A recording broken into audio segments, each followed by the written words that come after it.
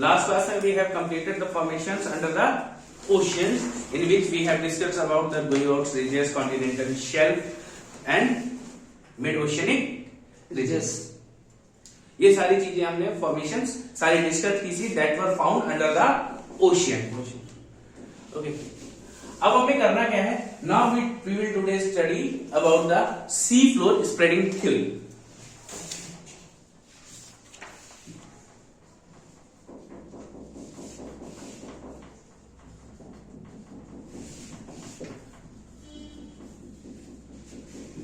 सी floor spreading theory किसने दी है? Given by Harry Hess in 1961. Sea floor spreading theory किसने दी है? हैरी हेस ने दी है in 1961. ये बात समझ में आ गई? अभी आपने देखो क्या पढ़ा था?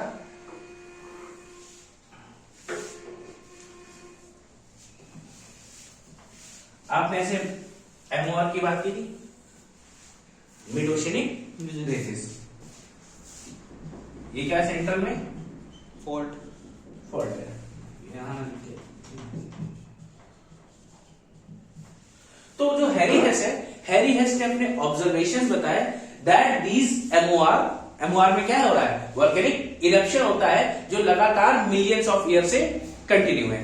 ठीक है, this volcanic eruption is being continued for millions of years and this eruption continues to spread away on both the sides equally. क्या हो रहा है? यहां से क्या लावा निकला, मैग्मा, और दोनों साइड फैलता गया, धीरे धीरे बैठा, दोनों साइड फैलता जा रहा है और दोनों साइड क्या है? रॉक्स की सिमिलरिटी हमने स्टडी की थी. तो यही बात हैरिस ने भी कही. On the both side rocks have similarity, 1 and 1 dash have similarity, 2 and 2 dash have similarity. ये बात समझ में आ रही थी? ये बात किसने कही है? हैरी हेस ने. और क्या बताया था? they also tell us the polarity of that time. जिस समय ये रॉक्स बने होंगे उस समय की क्या ये पोलैरिटी बता रहे हैं. सपोज दैट अगर हम ये मान लें कि हमारा जो फॉल्ट के पास जो रीजन है ये आज की पोलैरिटी है. भाई कोई एग्जैक्ट टाइम बताया नहीं है, तो हम यहाँ तो लाखों सालों की बात हो रही है, और हमारे यहाँ जो अभी थ्योरीज आई ये अभी के 1960s में आई. तो दैट मींस ये क्या है? पूरे हमने असम्पशन में चल रहा है कि जो आज की पोलैरिटी है एमओआर के पास ये अभी वाली है, ये मान के चले यही चल रही है. तो इससे पहले जो रॉक्स होंगे तो यहाँ पे क्या है? पोलैरिटी चेंज हो गई होगी. अगर आज की पोलैरिटी ऊपर की तरफ है तो ये पोलैरिटी चेंज हो जाएगी. फिर से क्या हुआ होगा? कुछ समय पहले पोलैरिटी ये रही होगी. कोई समस्या नहीं आता है? पोलैरिटी ऐसे चेंज होती है, ये बात कोई समस्या. अब हैरी हेस ने क्या बताया? इन्होंने सीधे सीधे ये कह दिया ये जो एमओआर से वोल्केनिक इरप्शन हो रहा है ये धीरे धीरे due to convection it's getting moved. क्या हो रहा है? मूव हो रहा है. मूव होते होते कहां जाता है? Move towards the trenches. ठीक है, दोनों साइड क्या है? आपको ट्रेंचेस मिल सकती हैं. That can be oceanic trenches और कॉन्टिनेंटल ट्रेंचेस. अब क्या होगा? ये जो धीरे धीरे जाता है तो ये ट्रेंच में क्या हो जाएगा? ये सब सबडक्ट हो जाएगा या सिंक हो जाएगा. सबडक्ट या सिंक मतलब उसी में डूब जाता है. ये पुराना वाला डूबता जाएगा और नया वाला बनता जाएगा. पुराना वाला डूबता जाएगा, नया वाला बनता जाएगा. यही क्या है? हैरी हेस की सी फ्लोर स्प्रेडिंग थ्योरी है. बस इन्होंने ये बताया क्या? कोई भी पत्थर यहाँ कितना नहीं है 200 मिलियन ईयर से पुराना नहीं है, जबकि हमारा ओशियन कब का बना हुआ है? Around 4000 million year before present. Just because of seafloor spreading theory, all these MOR and flows are getting subjected into the asthenosphere. कहाँ जा रही है? asthenosphere में जाती है और वहां जाके सिंक हो गई है. सिंक होने के बाद मेल्ट हो जाएंगी. वो आगे की प्रक्रिया है. सीफ्लोर स्प्रेडिंग थ्योरी समझ में आ रही है? यहाँ तक कोई दिक्कत? बस समस्या ये हुई इन्होंने एमओआर के बता दिया, सबडक्शन बता दिया, बट इन्होंने अभी तक हमें रीजेस बताया, ना गुयोट बताया, ना ही हमें कोई भी अभी कॉन्टिनेंट के ऊपर फॉर्मेशन के बारे में कुछ नहीं बताया. भाई आपके पास माउंटेन्स हैं, फ्लोर्स हैं, लेकिन ये कोई बात इन्होंने नहीं की. ये इनकी वीकनेस थी. ये बात समझ में आ रही? इनकी पहली ऑब्जर्वेशन क्या थी? ये that the MoR having continuous eruption, ठीक है, which is moving both side equally. That means on the both side rocks were of similar properties and similar age. ये बात समझ में आ गई है? ठीक है, they are moved away due to the, किसकी वजह से? कन्वेक्शन की वजह से क्या हो रहे हैं? मूव हो रहे हैं, कन्वेक्शन की वजह से मूव हो रहे हैं, and they are getting subjected into asthenosphere. यहां जाके ये डूब जाते हैं, और इसी तरीके से ये साइकिल लगातार कंटिन्यूअस है।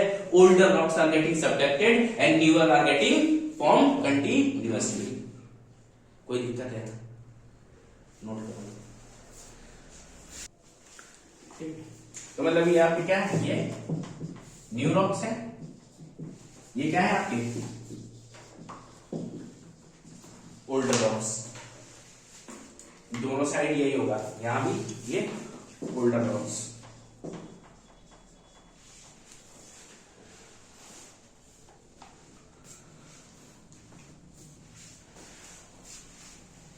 चलो ठीक है, लिखो।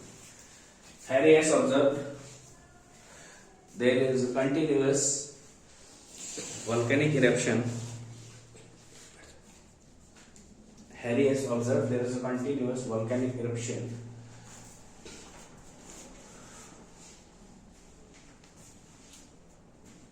There is continuous volcanic eruption from the fault of MOR, mid-oceanic ridge.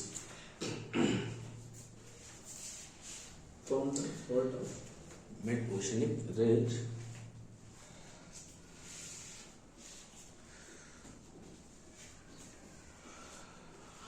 and the magma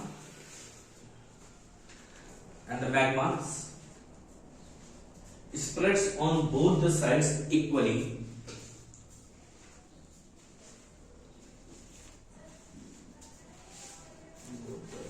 Both the sides equally, and shows the similar properties of rocks.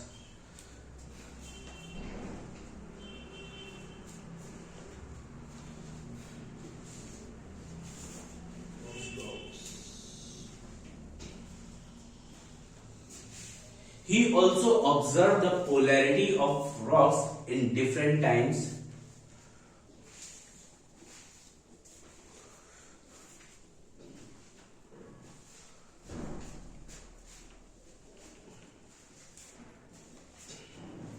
He also observed the polarity of rocks at different times.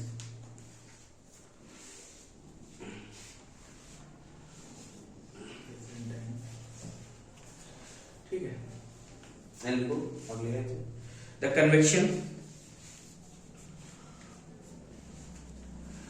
convection inside the earth causes the movement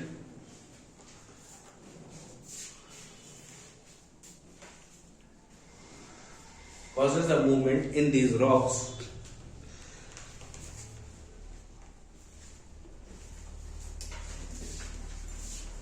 due to which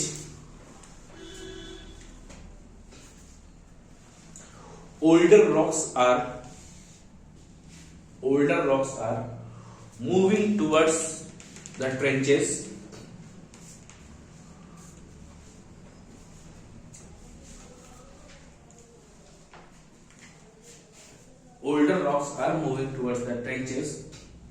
and newer rocks are forming continuously.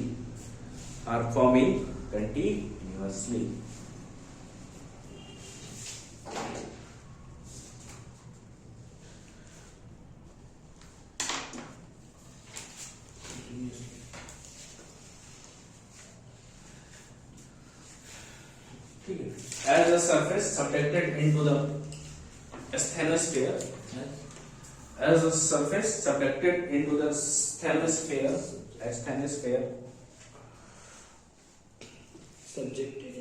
subducted or sink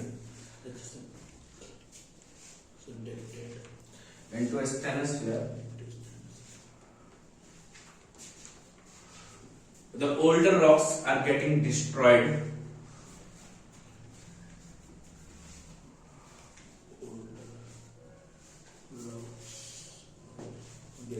Getting destroyed So we don't find the rocks older than 200 million years. We don't find the rocks older than 200 million years.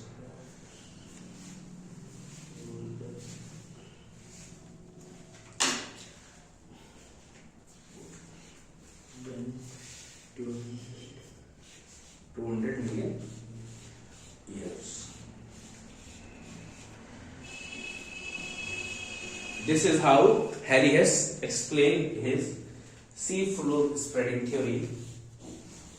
This is how Harry Hess explained his sea floor spreading theory with the help of asthenosphere convection.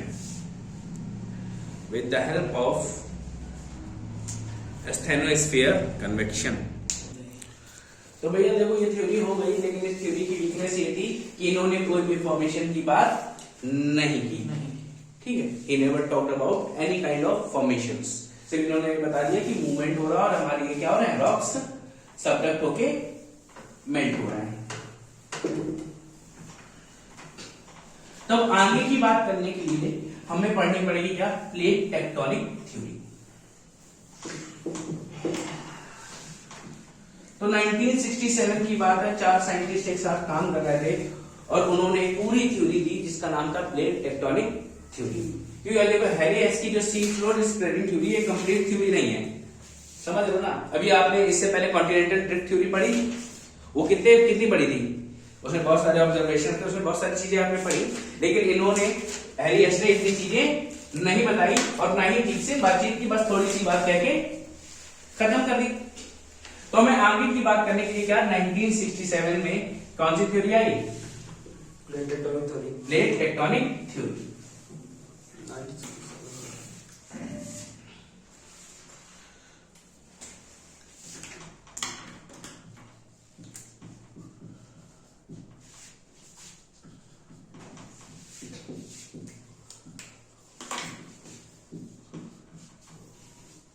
Plate tectonic theory 1967। अब देखो हुआ क्या है, basically जो हम अपने continents हैं, continents हम आप पढ़ते हैं, आप क्या पढ़ते हैं, आप लेयर पढ़ते हैं, कौन कौन सी, लिथोस्फीयर। लिथोस्फीयर क्या है, रॉकी सरफेस ऑफ, और दूसरा क्या पढ़ा है आपने इसके बाद, स्टेनोस्फीयर। ठीक है, सॉफ्ट रॉक, कन्वेक्शन होता है स्टेनोस्फीयर, या हम यहां बता सकते हैं क्या, मैग्मा। यही तो आपने पढ़ा है, इसी के तुलना में हमको पढ़ना है। पूरी की पूरी थ्योरी हम इसी पे पढ़ते हैं। तो प्लेट टेक्टोनिक थ्योरी में बेसिकली क्या बताया गया, हमारी जो अर्थ थी, earth was like a complete shell.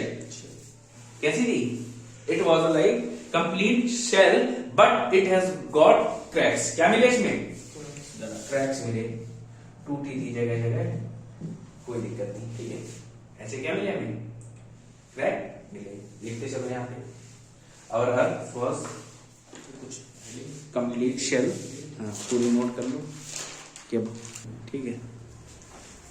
ठीक है, तो क्या हुआ, we have found cracks on our surface and due to these cracks the earth was completely divided into several plates.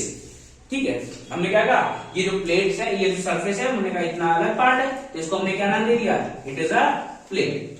और ऐसे करते करते हमारे अर्थ पे ढेर सारी मेजर और माइनर प्लेट्स बनी। कैसी बनी, बहुत सारी मेजर और माइनर प्लेट्स बनी। Now open your Atlas. देखो प्लेट टेक्टोनिक थ्योरी के लिए प्लेट्स वाला पूरा टॉपिक दिया हुआ, नहीं होगा तो नेचुरल डिजास्टर्स जहां दिया होगा वहां पे होगा, क्योंकि सबके अलग अलग एटलस है। मिला दोनों जल्दी से,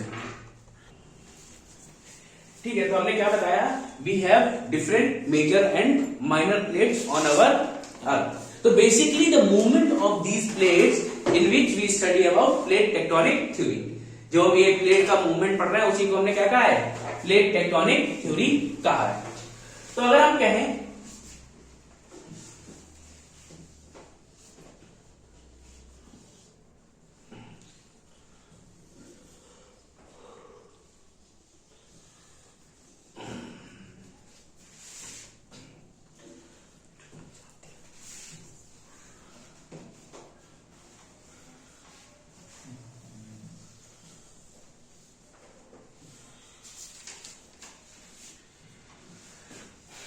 बेसिकली हम लोग ऐसे एक अपना मैप बनाते हैं, ठीक है। अब देखो ये जो हमारी प्लेट्स हैं, प्लेट्स क्या बनी होती हैं, प्लेट्स जो होती हैं अपने साथ साथ पूरा एरिया कवर कर रहती हैं। जैसे आपकी अफ्रीकन प्लेट है, जैसे इसकी हम बात करते हैं, आपकी साउथ अमेरिकन प्लेट दिख रही है, साउथ अमेरिका दिख रहा है, तो साउथ अमेरिका ऐसे नहीं है, पूरी प्लेट ऐसे बनी हुई है।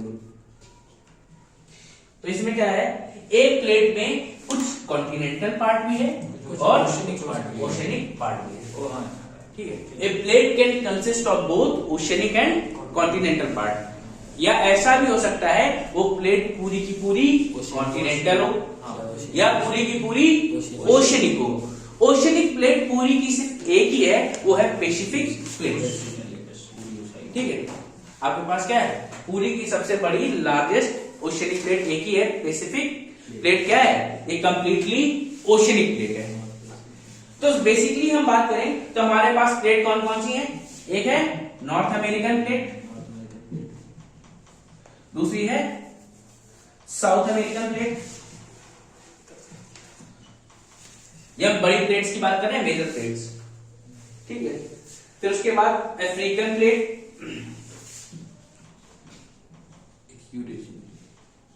यूरेशियन प्लेट,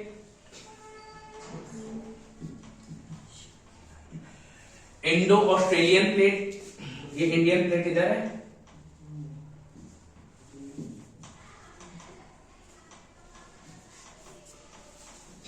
ठीक है। और कौन सी, एंटार्क्टिका प्लेट, एंटार्क्टिका है नीचे है ऊपर, नीचे है ना, तो एंटार्क्टिक तो हमारा नीचे नीचे प्लेट रहेगी, कौन सी, एंटार्क्टिक प्लेट नीचे डाल देना। एक बड़ी सी प्लेट है जिसका नाम हमने क्या रखा है यहाँ पे, पैसिफिक प्लेट। ये बात आपको समझ में आ रही है। तो ये क्या है, ये हमारी मेजर प्लेट्स हैं, कोई दिक्कत है यहाँ पे, ठीक है। Our Earth was divided into several major and minor plates। तो ये मेजर प्लेट्स हैं, मेजर प्लेट्स के नाम सारे नोट करो, फिर इसके बाद माइनर प्लेट्स की बात करते हैं, ठीक है। अब देखो, अब आपने एक नाम लिखवाया मैंने, Indo Australian plate. Indo Australian plate basically India and Australia were together. एक समय था जब वो क्या थे, दोनों साथ में थे, but India was broken away from this part and move to Asia. अच्छा भैया, पहले ये दोनों ही अफ्रीका के पार्ट थे ना? कौन से? ऑस्ट्रेलिया, इंडिया, गोंडवाना के, क्योंकि वो जो नहीं बताते हैं ब्रेक होके फिर मैंने क्या बताया, जब इनिशियली हमने लिखवाया था उस दिन आपको कि लॉरेशिया और गोंडवाना ब्रेक हुए, तो India was part of Gondwana, now it is a part of Laurasia, वो तो याद है, उसी का पार्ट है। गोंडवाना में साथ थे, गोंडवाना में थे, but later on India move to upper part and that is Asia. अब देखो, इसी में आपको साथ साथ बहुत सारी माइनर प्लेट्स भी देखने को मिलेगी। माइनर प्लेट्स में आप अफ्रीका देख रहे हैं,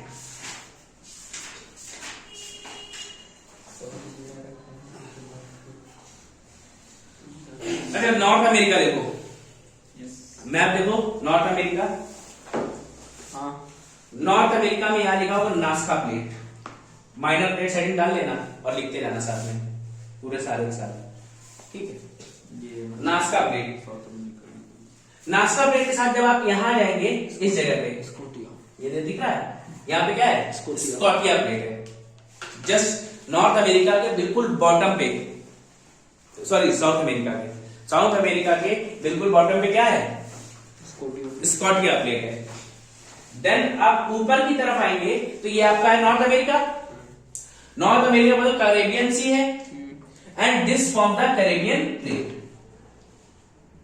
क्या बन रहा है, कैरेबियन प्लेट बन रही है, इसमें कुछ आइलैंड्स भी होंगे, ठीक। अब कैरेबियन प्लेट के आप दूसरी साइड जब आएंगे, दैट मीन्स ये क्या है, ये कोको प्लेट है।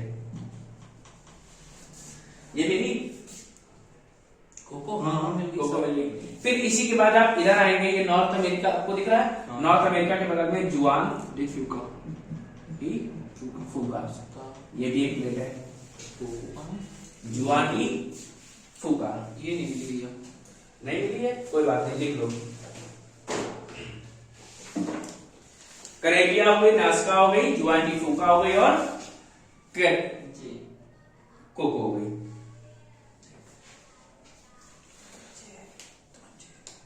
फिर अब जब आप अफ्रीका की तरफ जाएंगे तो अफ्रीका में आपको मिलेगी क्या, Arabian plate.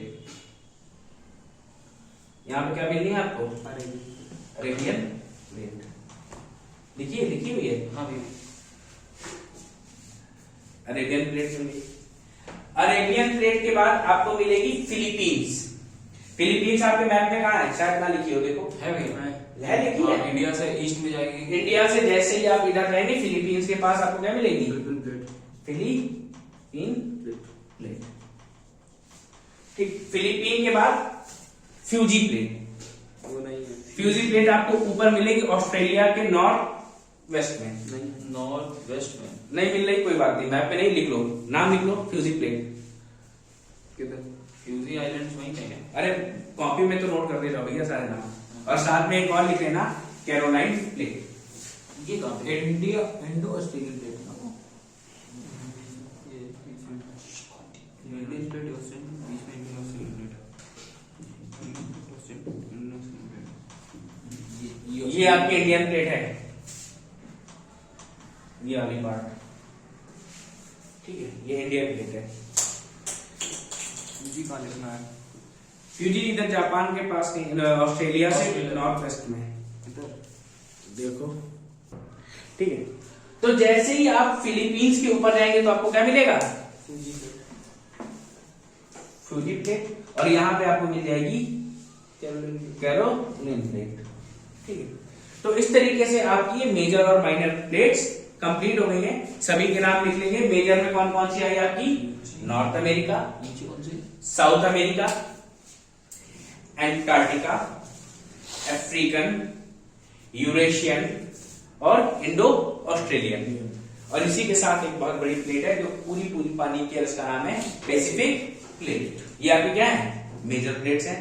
Then there we discuss about minor plates, Juan de Fuca, Cocos plate, Caribbean plate, Nazca plate, Scotia plate, then Arabian plate.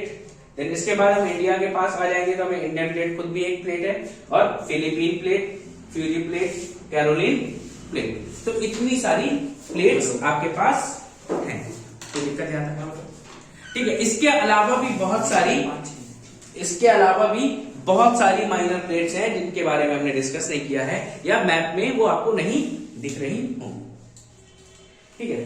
तो मेजर आपकी कितनी है, बड़ी वाली 5 है, 7 है, 7 है, हाँ 7 है, ठीक है। तो बेसिकली आपने देख लिया, आपके पास 7 मेजर प्लेट्स हैं, ढेर सारी माइनर प्लेट्स हैं, ठीक है। कैरोलिन भैया यहाँ पे है, ये फिलीपींस के नीचे जस्ट, यहाँ पे नहीं है, ऊपर वाली, ठीक है। अब देखो हमारा एनसीईआरटी भी कहता है क्या, कि हमने जो जितनी अपनी प्लेट टेक्टोनिक थ्योरी पढ़ते हैं वो हम पढ़ते हैं इनके बेसिस पे नहीं पढ़ते हैं। ये जो हमने प्लेट्स पढ़ी हैं, we do not study the plate tectonic theory according to these major and minor plates. सबसे पहली बड़ी बात तो ये, हम इनके अकॉर्डिंग नहीं पढ़ेंगे। तो हमें पढ़नी कैसे,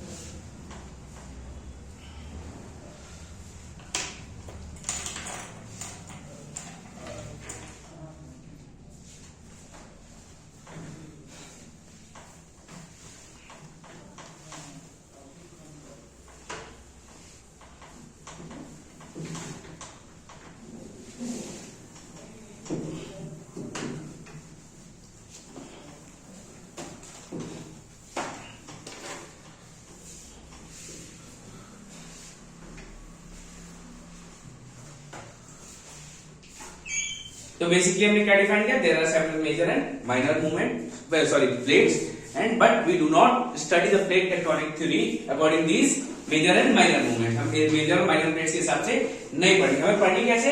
तो मैंने आपको बताया था क्या, ये आपका नॉर्थ अमेरिका है, लेकिन नॉर्थ अमेरिका इतना तो कॉन्टिनेंटल पार्ट है, but rest of the plate is oceanic crust. मतलब along with the we study the plate tectonic theory along with the margin of continent. किसके साथ पढ़ते हैं? Along with the margin of continent. मतलब हमारे continent का जो मार्जिन होगा वो कैसा है. दैट मीन्स अगर आप इधर से देखें प्लेट पे, तो ये प्लेट कैसी हो जाएगी? Continental plate, because it is land part. But अगर हम दिस साइड जाएं, इधर से क्या है, ये पूरा ओशियनिक प्लेट है. ठीक है, तो ये मार्जिन कैसा है? ओशियनिक प्लेट हो जाएगी.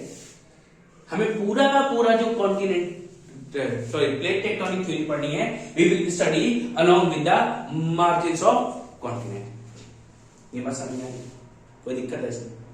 तो अब देखो, अब हमारे पास क्या है, कुछ कॉन्टिनेंट, कुछ प्लेटें ऐसी जिनमें सिर्फ कॉन्टिनेंट है, कुछ प्लेटें ऐसी है जिनमें क्या है, ओशियन भी है और कॉन्टिनेंट भी है, और कुछ प्लेटें कैसी है, एक प्लेट है जिसमें क्या है, ओनली ओशियन है. तो basically we will study the plate tectonic theory on three basis, that is continental crust, oceanic crust. ठीक है, दो टाइप क्रस्ट बताए. अब इनमें क्या होगा, कभी कभी कॉन्टिनेंटल कॉन्टिनेंटल लड़ेंगे, कभी क्या होगा, ओशियनिक और कॉन्टिनेंटल लड़ेंगे, और क्या हो सकता है, ओशियनिक. ये जब इनमें ऐसे मूवमेंट होगा तो क्या पढ़ेंगे, you will study about plate tectonic theory. बात समझ में आ गई? तो इसमें लिखोगे, एक फिगर बना लो, फिर आगे बढ़ सकते हैं. Then you have to note down that we do not study the plate tectonic theory according to the major and minor plate.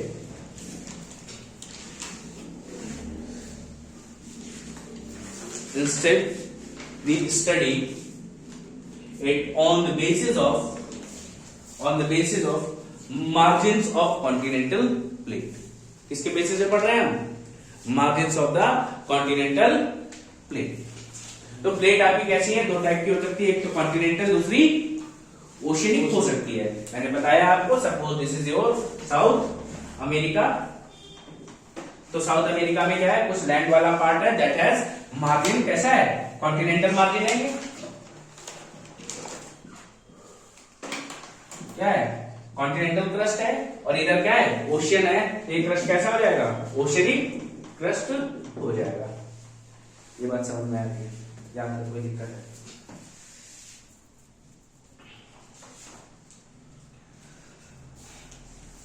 और इसी प्लेट टेक्टोनिक थ्योरी से हम पढ़ते हैं फॉर्मेशन ऑफ रिफ्ट्स, माउंटेन्स. ठीक है, लिखो, this plate tectonic theory, this theory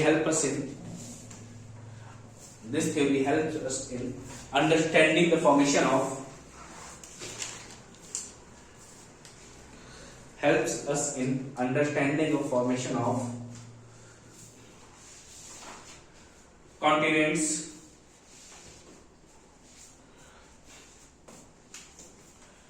ocean floor, mountains, plateaus, and several other formations on the Earth's surface.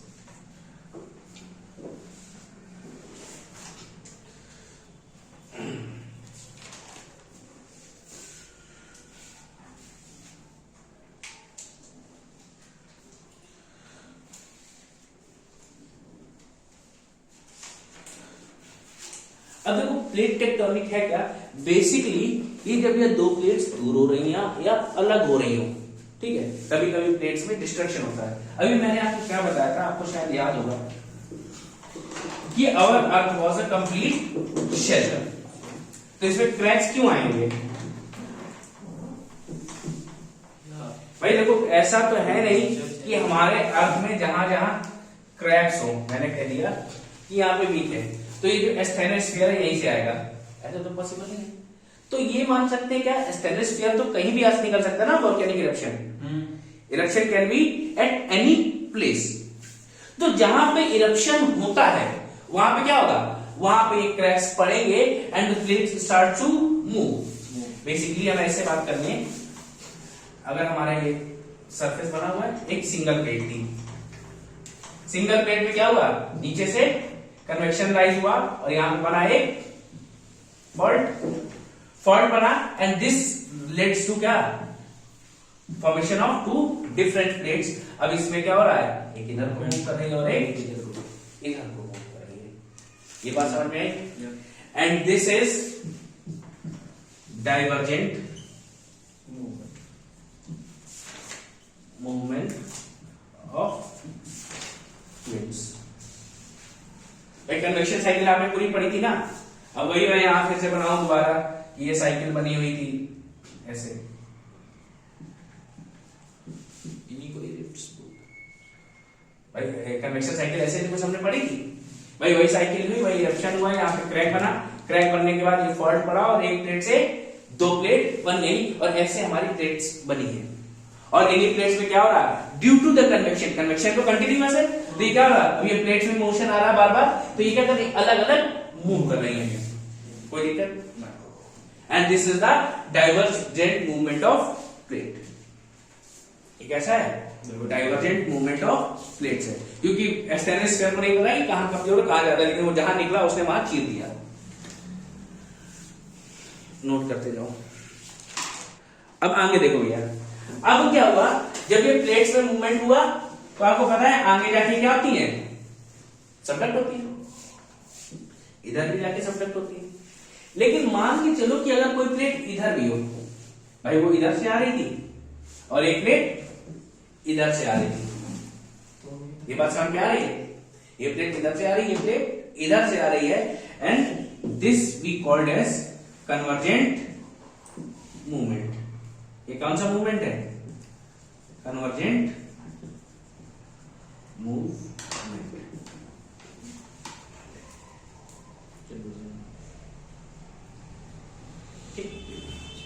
ये बात भी सामने आई होगी। अगला मूवमेंट नोट करो, कन्वर्जेंट मूवमेंट।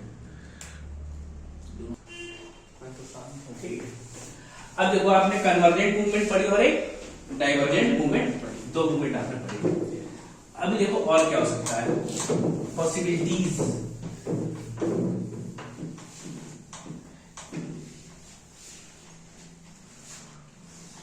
अभी मैं ये कहूं कि आपकी एक प्लेट ये थी और दूसरी प्लेट ये रही, ठीक।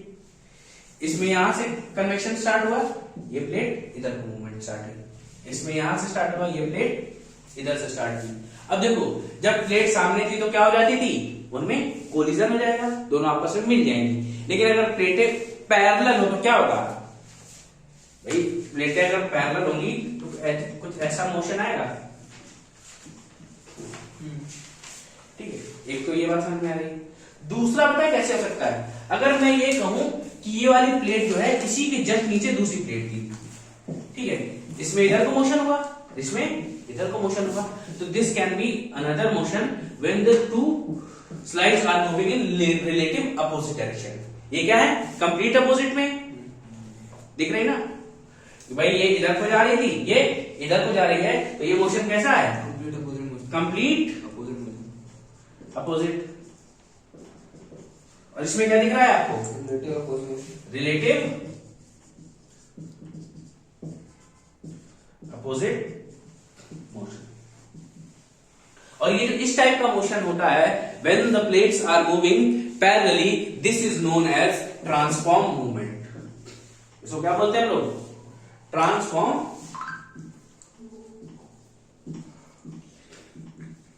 Movement of plates. Note it down.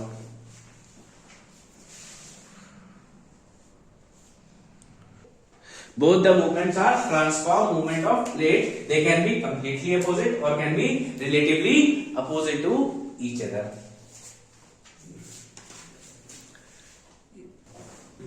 तो आपको कितने टाइप के प्लेट टेक्टोनिक्स में मूवमेंट पढ़ने हैं, डाइवर्जेंट, कन्वर्जेंट एंड ट्रांसफॉर्म। अब देखो ये 3 टाइप की मूवमेंट होगी और प्लेट कितने टाइप की हो सकती है? प्लेट दो ही तरह की होती है। 2 ही होती है और उनके बीच में कितने रिलेशन बन सकते हैं? 3। तो टोटल हो गई कितनी? 6 चीजें। 9 है? भाई एक डाइवर्जेंट में 3 पढ़ोगे। हाँ। अब आपके पास देखो ओशनिक प्लेट है, एक कॉन्टिनेंटल प्लेट है, ठीक। अच्छा हाँ, इसमें तो आप क्या कर सकते हो? कॉन्टिनेंटल हो सकती है, ओशनिक और ओशनिक हो सकती है, और कॉन्टिनेंटल और ओशनिक हो सकती है। तो अब डाइवर्जेंट में तीनों पढ़नी पड़ेगी, कन्वर्जेंट में तीनों पढ़नी पड़ेगी और ट्रांसफॉर्म में तीनों पढ़नी पड़ेगी। We will discuss about this movement on tomorrow order. ठीक है, कल से हम ये पढ़ेंगे। तब तक बिल्कुल नोट And we करो। can see in The plate tectonics can be occurred between the oceanic plates and continental plates in such a way that these are in continental, oceanic and oceanic, continental and oceanic. we can see that.